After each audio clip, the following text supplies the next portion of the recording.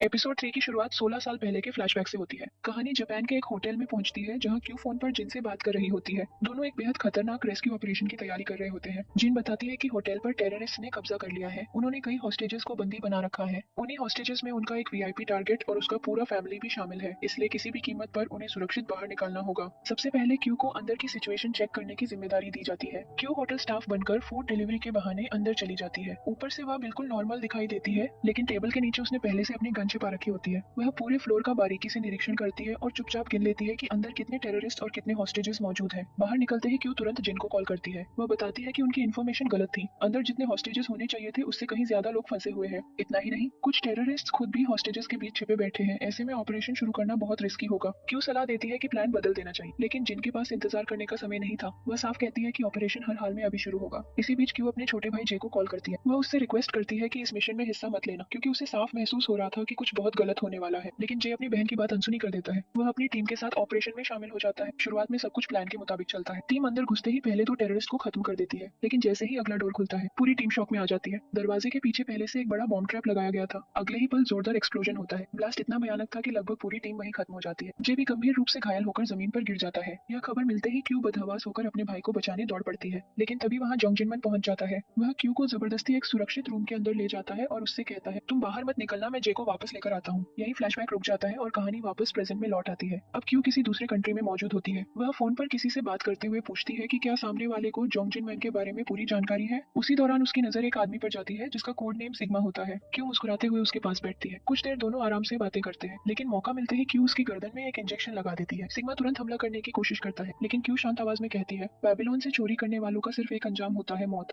इसके बाद दोनों के बीच छोटी लेकिन खतरनाक फाइट शुरू हो जाती है। आखिर में क्यू उसकी टाई पकड़कर उसे खत्म करने ही वाली होती है कि तभी रेस्टरूम के बाहर कुछ लड़कियां पहुंच जाती हैं। उन्हें अंदर से अजीब आवाजें सुनाई देती हैं और वे डोर खोलने की कोशिश करती हैं। स्थिति संभालने के लिए क्यू जानबूझकर ऐसी आवाजें निकालती है जैसे अंदर कोई कपल रोमांस कर रहा हो। यह सुनकर बाहर खड़ी लड़कियां हंस पड़ती हैं और मजाक करते हुए वहां से चली जाती। जैसे ही रास्ता साफ होता है, क्यू बिना देर किए सिग्मा को खत्म कर देती है। इसके बाद वह फोन पर रिपोर्ट देती है कि मिशन सफल रहा। तुरंत उसे अगला असाइनमेंट सौंप दिया जाता है। इस बार टारगेट होता है जोंगजिन मैन। साथ ही उसे जोंगजियान की फोटो भी भेजी जाती है। सीने बदलता है। क्यू अपनी टीम के साथ ट्रेनिंग फैसिलिटी में पहुंचती है। वहां उसके भाई जे की पुरानी ट्रेनिंग रिकॉर्डिंग चलाई जाती है। वीडियो में दिखाया जाता है कि जे एक सिमुलेशन मिशन में हॉस्टेजेस को सुरक्षित नहीं बचा पाया था। रिकॉर्डिंग खत्म होने के बाद क्यू उसे समझाती है कि उसने कहाँ गलती की थी और ऐसी सिचुएशन में सही डिसीजन क्या होना चाहिए था। इसके बाद वह पूरी टीम को संबोधित करते हुए कहती है कि उनका अगला मिशन कोरिया में होगा। अब से वह खुद इस ऑपरेशन की टीम लीडर रहेगी। उनका एक ही मकसद था, जोंगजिन मन को जिंदा पकड़ना। इसके बाद कहानी फिर एपिसोड 2 के आखिरी सीन पर लौटती है। बोट में बैठी जोंगजियान की नजर फिर से वूजिन के फोन पर जाती है। मरते हेल्प ऐप का मैसेज देखकर उसका शक और गहरा हो जाता है। उसी समय कोस्ट गार्ड बोट पर चढ़कर चेकिंग शुरू कर देते हैं। उन्हें स्मगलिंग की कई रिपोर्ट्स मिली थी, लेकिन पूरी बोट चेक करने के बाद भी उन्हें कुछ नहीं मिलता। तभी उनकी नजर जीएन पर पड़ती है। वे मजाक में वूजिन से पूछते हैं, क्या यही तुम्हारी गर्लफ्रेंड है? बाकी गार्ड्स भी हंसने लगते हैं और कहते हैं कि लगता है वूजिन अब शादी करने वाला है। वूजिन तुरंत इनकार कर देता है। कुछ देर बाद दोनों सुरक्षित आइलैंड पहुंच जाते हैं। जियन बिना कुछ बोले सीधे अपने घर चली जाती है, लेकिन जाते जाते वह वूजिन का फोन भी अपने साथ ले आती है।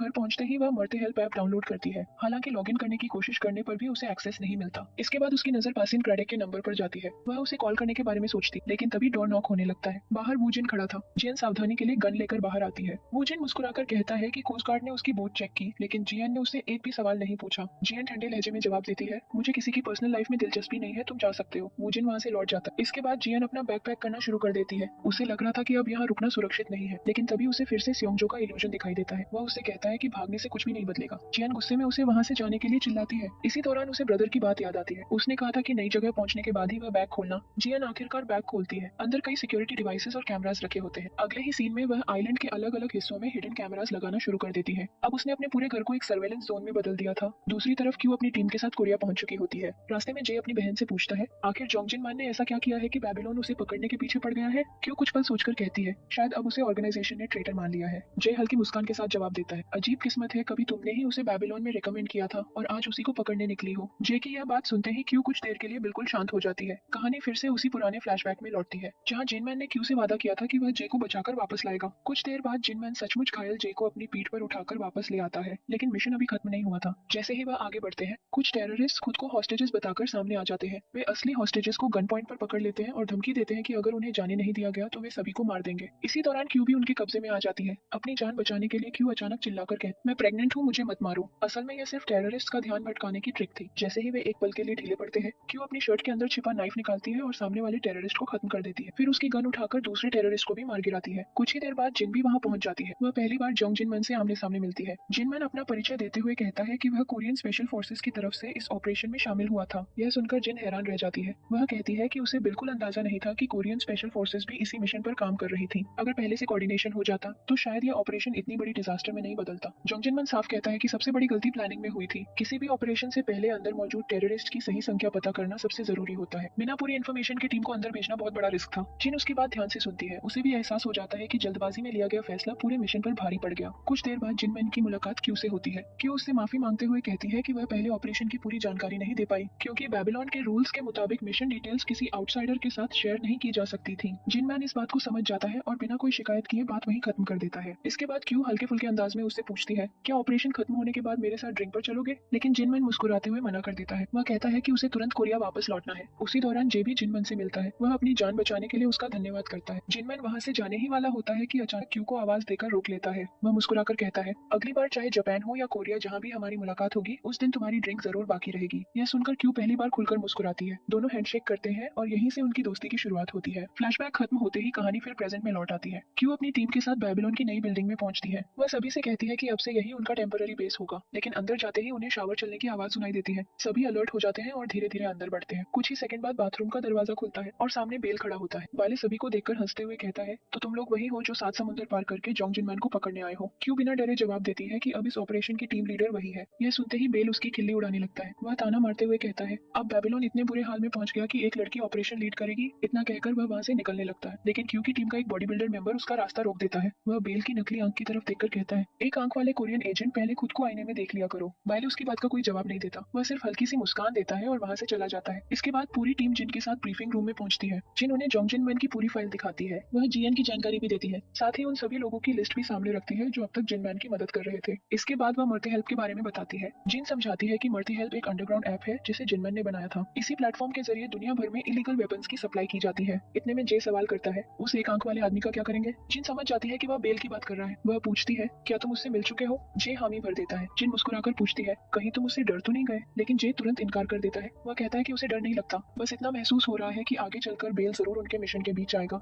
इसके बाद सभी सर्वर से चुराए गए डेटा की चर्चा करने लगते हैं। एनालिसिस के दौरान उन्हें पता चलता है कि जोंग जिनमैन ने उस डेटा में किसी तरह की छेड़छाड़ नहीं की। क्यू हैरानी से कहती है, अगर उसने डेटा बदलना ही नहीं था तो आखिर उसका मकसद क्या है? उधर जियन अपने घर में अकेली बैठी मर्ती हेल्प ऐप को बार बार चेक कर रही होती है। वह ऐप डाउनलोड तो कर लेती है लेकिन लॉगिन अब भी नहीं कर पाती। आखिरकार वह ब्रदर को मैसेज भेजती है और पूछती है, क्या ये वही मर्ती हेल्प है या फिर किसी ने इसका फेक वर्जन बनाया है? मैसेज भेजने के बाद उसकी नजर अचानक सिक्योरिटी कैमरा पर पड़ती है। कैमरा में वूजिन अपनी बोट लेकर कहीं जाता हुआ दिखाई देता है। दूसरी तरफ वूजिन समुद्र के बीच एक दूसरी बोट के पास पहुंचता है। वहाँ मौजूद आदमी घबराया हुआ था। वह वूजिन को बोट के अंदर ले जाकर दिखाता है कि उसमें 3-4 छोटे बच्चे छिपे हुए हैं। आदमी कहता है कि वह इन बच्चों को चाइना से लेकर आया है। अब प्रॉब्लम यह है कि अगर कोस्ट गार्ड ने उन्हें पकड़ लिया तो सब खत्म हो जाएगा। इसी वजह से वह बच्चों को समुद्र में फेंक देने की बात करता है। लेकिन वूजिन गुस्से में साफ मना कर देता है। वह कहता है कि बच्चे किसी भी हालत में नहीं मरेंगे, उन्हें हॉस्पिटल पहुंचाना ही होगा। इतना कहकर वह सभी बच्चों को अपनी बोट में बैठा लेता है। लेकिन दूसरा आदमी उसे रोकने की कोशिश करता है। उसी समय जियान वहाँ पहुंच जाती है। सिचुएशन समझते ही वह बिना देर के उस आदमी को बेहोश कर देती है। इसके बाद वह बच्चों के जख्म साफ करती है। जहाँ जरूरत होती है वहाँ उनके टांके भी लगाती है और उनकी फर्स्ट एड करती है। कुछ देर बाद वूजिन उन बच्चों को उनके पेरेंट्स के पास पहुंचा देता है। साथ ही उन्हें हॉस्पिटल जाने के लिए पैसे भी देता है। इधर ब्रदर का रिप्लाई भी जियन के पास आ जाता है। वह साफ लिखता है, यह मर्ती हेल्प हमारी नहीं है, बहुत सावधान रहना, कोई तुम्हें ट्रैप करने की कोशिश कर रहा है। इसके बाद जियन और वूजिन वापस आइलैंड लौट रहे होते हैं। रास्ते में वूजिन पहली बार अपने असली काम के बारे में बताता है। वह कहता है कि लोग उसे स्मगलर समझते हैं, लेकिन सच यह है कि वह चाइना में काम कर रहे पेरेंट्स के बच्चों को छिपाकर कोरिया पहुंचाता है ताकि उनका परिवार दोबारा एक हो सके।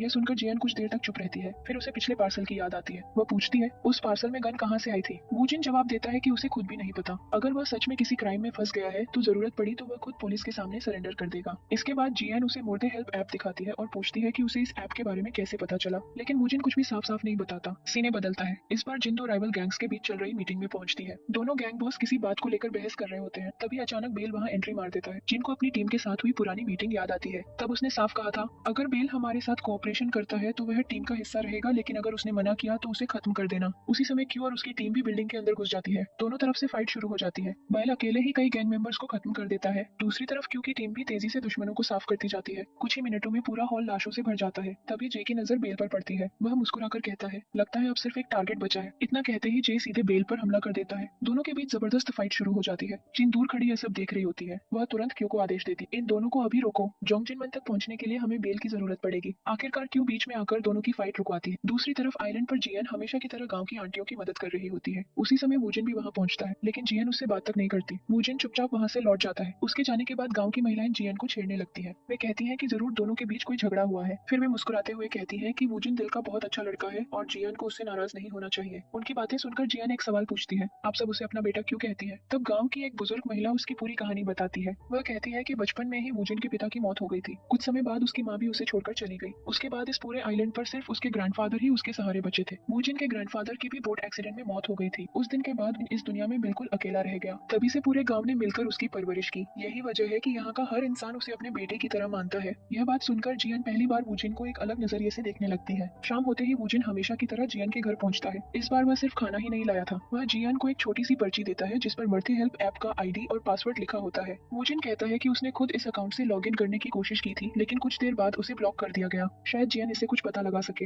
इतना कहकर वह वापस जाने लग, लेकिन तभी जियन उसे रोक लेती है। वह कहती है कि गांव की आंटियों ने उसे जरूरत से ज्यादा खाना दे दिया है, इसलिए अगर वूजिन चाहे तो दोनों साथ बैठकर खाना खा सकते हैं। वूजिन बिना देर के मान जाता है। खाना खाते खाते जियन उससे पूछती है, क्या तुम सच में खुद को पुलिस के हवाले कर दोगे? वूजिन बिना झिझक हाँ कह देता है, लेकिन जियन मुस्कुराकर कहती है कि ऐसा करने की कोई जरूरत नहीं है। वह उसका सीक्रेट किसी को नहीं बताएगी। यह सुनते ही वूजिन के चेहरे पर राहत साफ दिखाई देने लगती है। वह बार बार जियन का धन्यवाद करने लगता है। कुछ देर बाद वूजिन मुस्कुराकर कहता है, अब तुम मेरा सीक्रेट जान चुकी हो, लेकिन मैं तुम्हारे बारे में कुछ भी नहीं जानता। फिर वह घर के चारों तरफ लगे ट्रैप्स की तरफ इशारा करके पूछता है, तुमने यह सब आखिर क्यों लगाया है? इतना कहकर वह खुद ही जोड़ देता है कि अगर जियन बताना नहीं चाहती तो कोई बात नहीं। शायद उसने जरूरत से ज्यादा पर्सनल सवाल पूछ लिया। कुछ पल चुप रहने के बाद जियन पहली बार अपने अतीत के बारे में खुलकर बात करती है। वह बताती है कि कोई भी कभी भी उसे मारने आ सकता है, इसी वजह से उसने पूरे घर को ट्रैप्स और सिक्योरिटी सिस्टम से घेर रखा है। जियन आगे बताती है कि बचपन में उसके पेरेंट्स की मौत हो गई थी। उसके बाद जोंगजिन मन ने ही उसकी परवरिश की। उन्होंने उसे इतना कठोर बना दिया कि वह किसी भी सिचुएशन का सामना कर सके, लेकिन उसी जिंदगी से डरकर वह सब कुछ छोड़कर इस आइलैंड पर आ गई। वूजिन हल्के अंदाज में पूछता है, तो क्या तुम्हारे अंकल इतने डरावने थे?